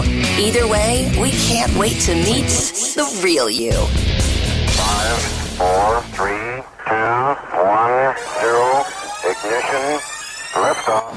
Now it's time to find out what's trending. What's trending? Yeah, what does that mean? I mean something, right? Like it's trending on the old intranet. What's trending? What is trending? Lots. Jeremy Renner. Apparently him and his ex-wife have had a explosive relationship, to say the least. There's been some ugliness and threats, and their text messages are out, courtesy of TMZ. And it is ugly, too. Trump video, the fake video that was out there today of him shooting and attacking news organizations that don't like him and former politicians. Ronan Farrow is trending because NBC's hit out hard against him, especially the person who's running NBC News right now. Sully, who's a South Korean pop star, K-pop star, an actress, she's found dead. People are trying to figure out what happened there. She's only 25, seemed to have the world at her fingertips. Some people are saying it is suicide. Other people are saying, it could be something else. Never wrong to talk about a conspiracy theory. What? How about over on Twitter? What is trending? Well, very interesting. Delete Facebook, because apparently, and this is that Zuckerberg has met with conservatives to talk about free speech and what's going on. And Elizabeth Warren ran a bunch of ads going after Trump, going after them for them allowing Trump to post ads on their platform that are lies and not fact checked. So everybody's now deleting Facebook. You can go to the Chad Benson Show Facebook if you'd like to. I'm okay with that. I didn't know what he was doing, I mean, I thought for sure he had done something else, like giving away everybody's stuff. Because that's what he likes to do, right? Xbox Live is trending. Because that's what happens. Aaron Dean, if you don't know who that is the police officer in Fort Worth who's been charged with murder after shooting at the Tatiana Jefferson this weekend. He resigned today. So this has the potential of being an explosive situation when it comes to a case, because this is removed not too far from the Amber Geiger and the Beauthon-Jean case. And here it again, Fort Worth, another situation where the police officer, will dig a little bit deeper into that a little bit later. And the NFL is trending because, tonight's Monday Night Football. It's Monday Night Football. 3-0 right now. Hey, so delete Facebook. I was like, when I saw that, and like Zuckerberg, people are like so mad at Zuckerberg. I'm like, so he's talking to conservative people who are upset because they feel like their free speech is being impeded on. And I'm like, I understand that. I do. Look, I see a lot of stuff on Twitter and on several other platforms that fly. And we have been suspended on a few occasions, and I'm like, what did we do? Like, we got suspended like a month and a half, 2 months ago for something that we posted like 2 years ago. It was a Kathy Griffin thing. It's just weird. It's very arbitrary. 323-538-2423 at Chad Benson Show is your Twitter. It's the Chad Benson Show.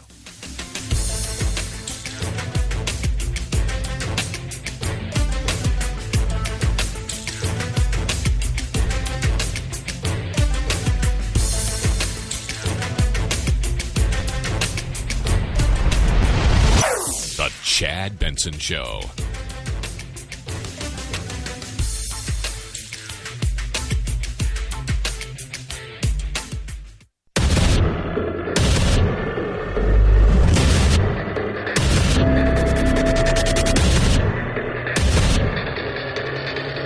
Independent thoughts, independent life.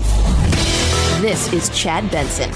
City leadership has set in place motions to bring a third-party panel of national experts to review this department. That right there is Mayor Betsy Price, Fort Worth, talking about the shooting of Miss Jefferson. She was killed over the weekend.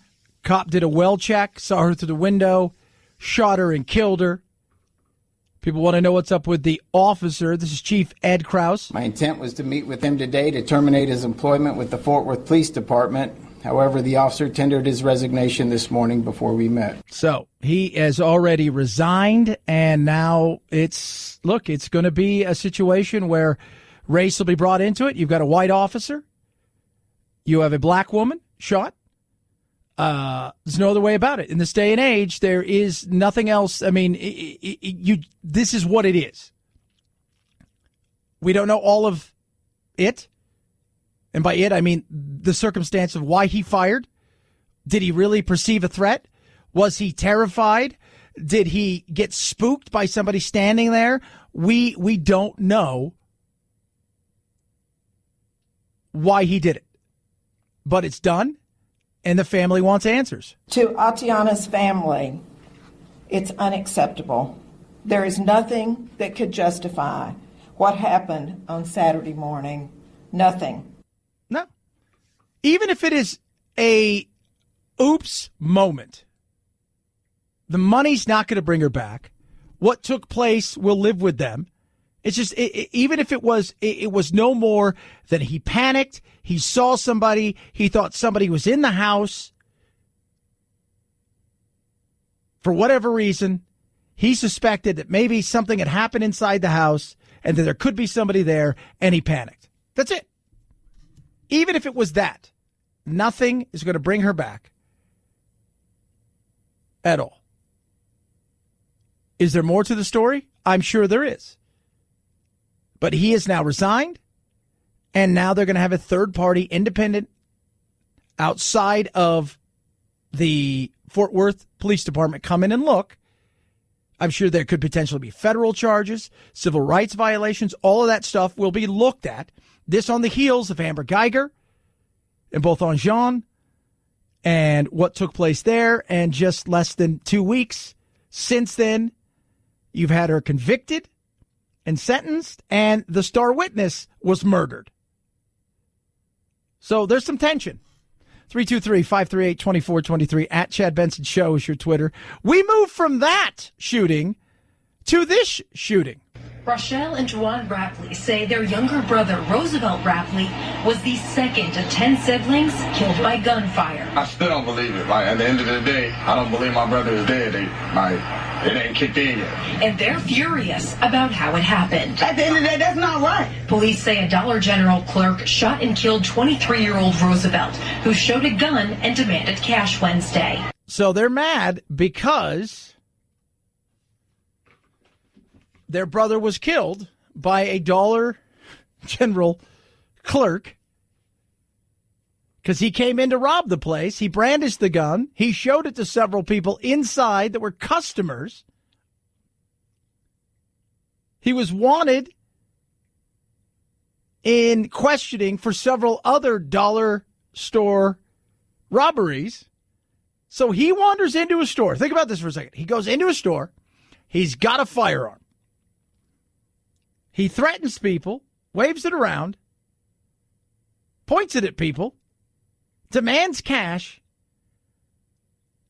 The clerk, who has conceal and carry, I guess, says no and shoots him and kills him.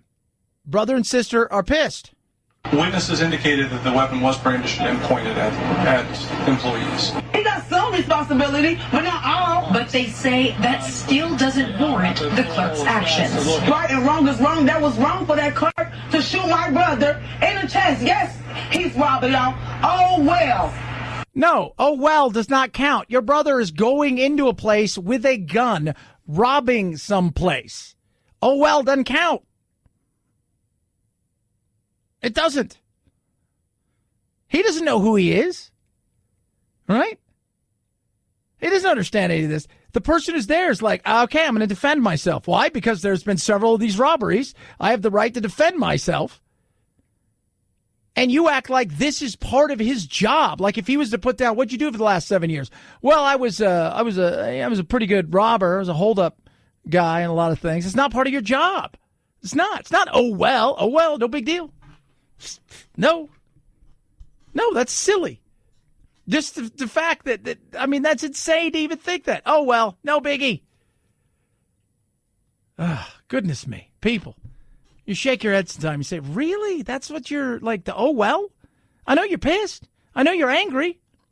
And I'm sure you're going to sue Dollar General.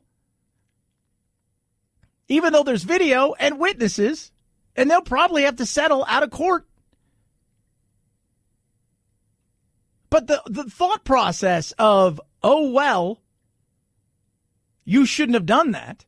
He has some response. No, he has 100% responsibility. Personal responsibility is something that has been completely tossed away. He has 100% responsibility in this. He went into a store with a gun. Now, he may not have intended to hurt anybody. Nobody knew that. He may have just intended to go in there, show somebody this stuff. Hopefully they'll give him his money. He can get on out, and that would be that. But nobody knew that. Remember White Man Can't Jump? The guy needed some cash and went down to rob the store. Right? Ray. He's like, give me all the money. He's like, is that you, Ray? Ray, is that you? And the guy knew who it was. He's like, Ray. He's like, well, why don't you buy the gun for me then? That wasn't this. That was something totally different. No, he has 100% responsibility in this one. 323-538-2423. At Chad Benson Show is your Twitter. You can tweet at me. The Left, tomorrow night, they'll all be on stage, right? We saw last week that debacle that was the LGBTQ town hall, and it was, right? It was a joke. It was a joke. Well, tomorrow night they're going to be on stage, pandering as they do, hoping to get the woke side of the aisle. And I'm not just talking about the average Democrat. I'm talking about the far left Democrats on board with some of their crazy, loony ideas of free everything to everybody, and we'll only say the right things that we have to say. So the eggshells are there that we walk on, but don't worry, we're not going to crack any more of those eggshells. We're going to be as woke as possible. And in this world, that's silly, right? I mean, you can't even, we're losing the plot. I continue to say, when you go so far in the politically correct world that we've basically outlawed any type of humor of other than a nondescript, non-binary individual walks into a place that serves adult beverages, and that is the joke, is where we're going. That is stupid. But Bill Maher had on Howard Stern the other day, and I thought it was very enlightening what they were talking about. I know you probably don't care about winning an Emmy, and I know you've been nominated, but you've never actually won. 40 times. Why I don't win that Emmy? We're honest people. People don't like honesty. They say they do. The fans do. But why, if Hollywood is such a liberal town, you would think Hollywood would because that's why you and I are the last sane people, because we're liberals, but we don't go for all the bullshit on the far left. Right. And maybe that's, I don't know what it is. And that's not good enough for the liberals who vote at the Academy. Yeah, he's right. That's the reality of it. Again, he's a liberal. He's what you call a classic liberal, right? Right? He didn't buy into this crap. He doesn't live in this world of insanity. And I like Bill Maher. He makes me laugh. He takes chances, as comics do. Right? The cancel culture comes hard. I mean, they come after the likes of Joe Rogan, and they would probably go after him. I mean, it's the insanity of the cancel culture that goes on in this world, where this weekend I'm watching something with people going after Ben Shapiro, talking about what Beto said, and about taking away tax exempt statuses from churches, and who don't get on board essentially with equality and gay marriage and all of this stuff. And it made me laugh because people were going after, because Ben kind of like he was going to pick up a gun, and that's the way they painted it, like, oh, he's a Nazi. And I'm like, what part of him being a Jew don't you understand when you say he's a Nazi? But that's the way it is, right? Like, got to go so far left, got to go so far crazy. And because of stuff like that, I say, Trump. That's what you get. When you get so far out there that even people within inside your own party go, oh, God, you get Trump. But it bothers you to have the live audience as well. It bothers me to not be able to say the thing I want to say that they really agree with, but because they're out in public, they have to be, oh, we're good people, we can't laugh at that. Or we have to groan to show that we're good people. And that shit pisses me off. Yeah, it should. Right? It's what do we talk about, like, whenever you see any of these things, like, where there'll be certain things that they say, and everybody in the audience looks around and says, is this something I should be clapping at? Because I can't make up my own mind. I need to do whatever the sheeple think we should do, because I want to feel like I'm the most woke person here.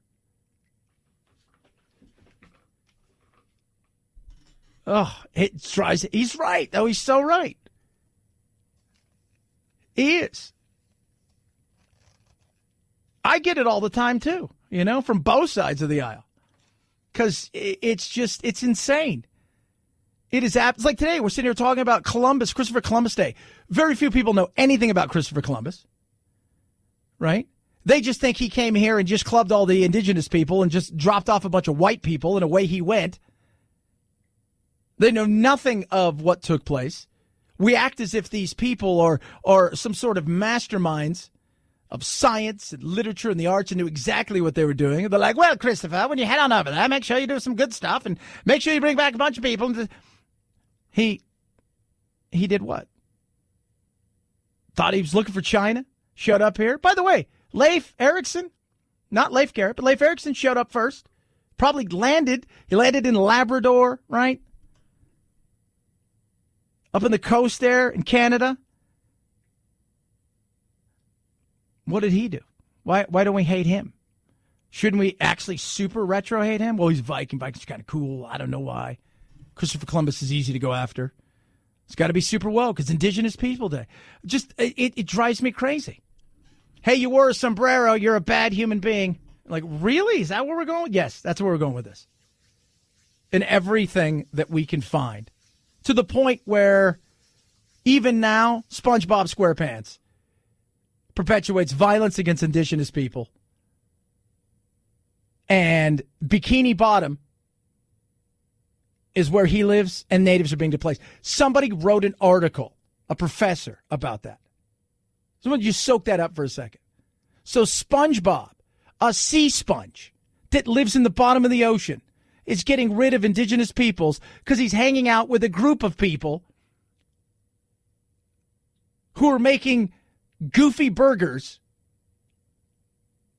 And somebody sat around and thought, that's a great idea. I'm going to come up with this. That's the insanity. This is why we can't have nice things. This is why The insanity of this stuff is amazing. So stupid. Even talked about the beginning of the song. You can hear racism. Like, really? Where? Oh, my God. This is why you can't have nice things. 323-538-2423 at Chad Benson Show is your Twitter. You can tweet at us. Wounded Paw organization is amazing. It's incredible. They help veterans, first responders, and their families deal with all kinds of things. And they do it by helping them with an animal, a dog that was essentially thrown away and now has gone from a shelter dog to a service dog. Their motto is to save a paw, to save a life. It unites our furry best friends with our nation's heroes, our veterans, our first responders, and their family. And what it can do to both the animal and the family and the veteran is amazing. It is. But they need your help. They need your help. And nothing is easier than a donation of an unwanted vehicle. Car, truck, RV, if it flies or floats, they don't care. They'll take it. They also take cash. But it really is amazing what they're doing. Check it out for yourself. Learn more about what you can do. Go to woundedpawproject.org. That's woundedpawproject.org. Or call 844-678-4PAW. That's 844-678-4729. Take action today and turn your extra car, truck, RV, even a boat into a vehicle for change. You're going to be saving a paw to save a life. Woundedpawproject.org. Woundedpawproject.org. Chad Benson Show.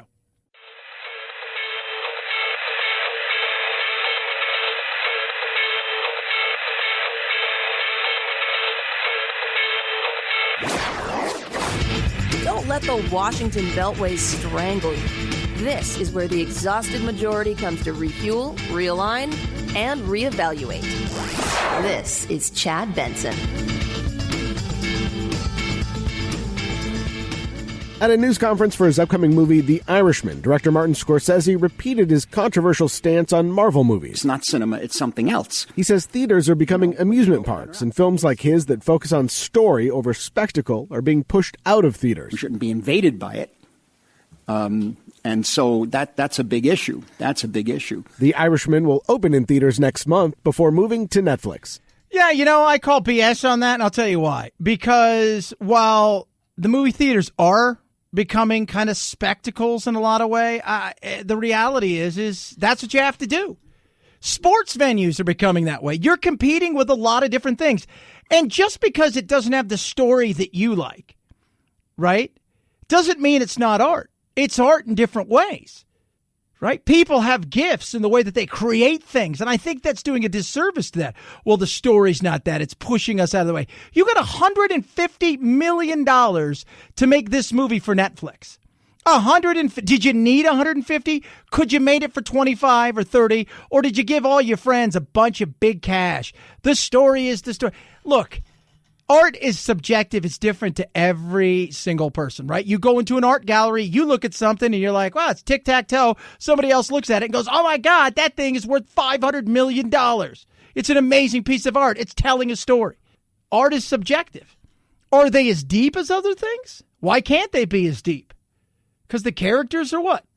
Bizarre, right? This person shoots laser beams. This person can bend light and disappear. This person can fly and has superpowers. I listen to that, and that's the people who feel like they're better than everybody else people.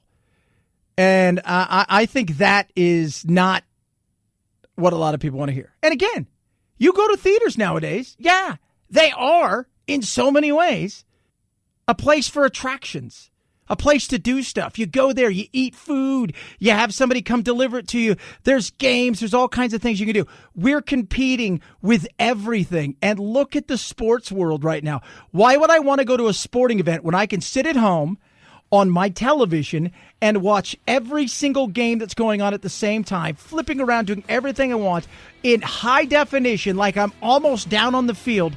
It is amazing. And that's why sports places are even making themselves that way. I think it's kind of BS that you do something like that, right?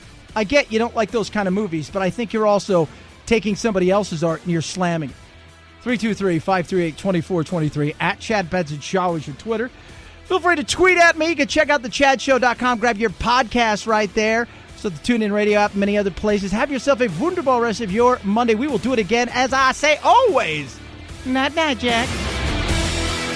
This is the Chad Benson Show.